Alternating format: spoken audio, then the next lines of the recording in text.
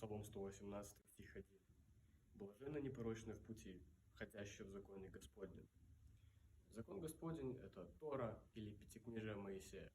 Но в данном случае я обобщу и назову законом Господним в целом всю Библию или Слово Божье, откровение Бога для человечества о себе. И Библия называет блаженными тех, кто ходит непорочно в законе Господнем по Его уставам и по Его заповедям.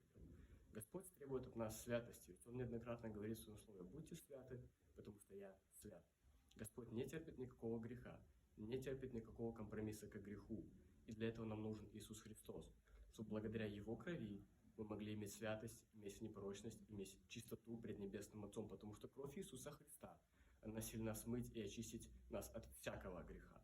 И я хочу призвать вас следовать Божьим заповедям, Божьему закону, потому что верить в Бога можно, но вера без дел мертва.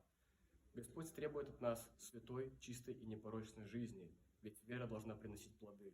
Мы должны быть светом для людей, мы должны быть Евангелием, живым Евангелием, чтобы люди, видя нас, они видели в самом деле, что Бог живой, что Иисус Христос есть Спаситель всего мира, что Иисус Христос не просто так приходил на эту землю, что Иисус Христос умер ради меня и ради тебя, чтобы ты мог иметь жизнь вечную с Небесным Отцом.